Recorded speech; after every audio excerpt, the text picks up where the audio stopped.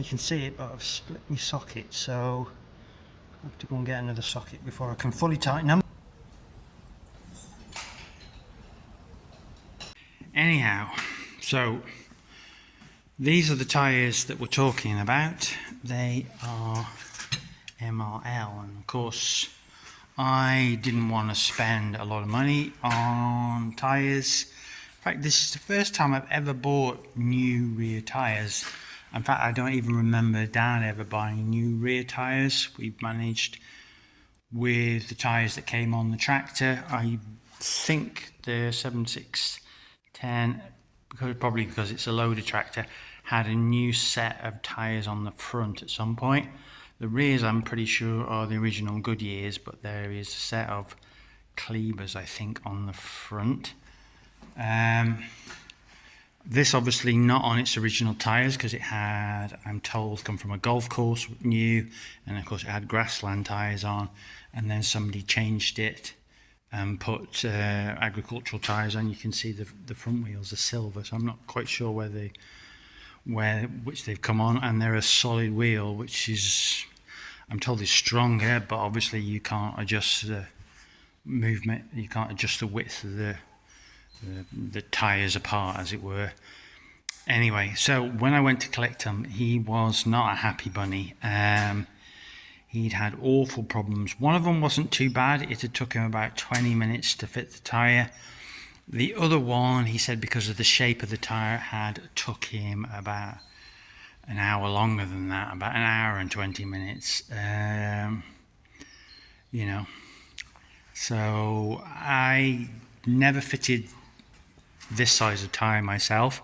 I did fit a tubeless tyre to a little trailer once, and that had come through the post. I bought it online, and it was misshapen. It had been wrapped up in cling film and left on a shelf, I assume, for a long time, and it was a funny shape, and I couldn't get it to sit properly on the rim to blow it up. You know, I used the usual tricks, which is, you know, using a ratchet strap around it and then pulling it tight. I didn't try lighter fuel or any of those sort of tricks. I'd probably just set myself on fire if I did that. But I know if the tyre isn't perfectly round, you can have a big headache with it, and I suppose that's more likely to happen if you buy a cheaper maker tyre. However, said that, now they're on, I think they look all right.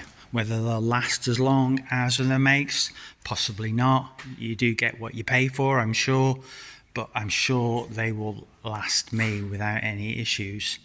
And I have been out only up the yard and up the drive in it, and I think it rides a lot better than it did with the other ones. These are Mitas ones that I took off, and I'm sure that's a better brand, and I'm sure, you know, when they were new, these were a lot more expensive tyre and probably a better tyre. But you can't beat having some meat on your boots. So yeah, that's all I can say really. Hopefully I won't have any issues with the tyres, and they'll do me well. Whether you should buy them or not, it depends. You know, obviously if you're buying it and it comes from the supplier, then it's their responsibility to fit them. I bought them myself and then took them to my local tyre fitter, and he wasn't too chuffed about it, let's put it that way. Yeah. I suppose the final point to say really is, you know, should you buy your tyres online and fit them yourself? Well, because these are relatively small tyre and it's more a kind of a manageable size, it's a small tractor, then yeah, I did save a bit of money. Not a massive amount, probably about £80 a side.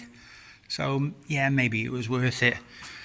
Bigger tyres, I probably wouldn't worth it. You know, if you've got big tractors and you've got to jack them up and take both wheels off, then it's probably better to get them to come in and fit them onto the wheel when the wheel's still on the tractor. And those guys do it day in and day out, and you know, they know what they're doing. So I'm not sure if I had a bigger tractor that I would bother trying to save that amount of money.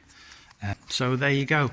New tyres fitted on the New Holland TN55, and now I suppose I should try them out. Anyway, thanks very much for watching. I'll catch you again soon.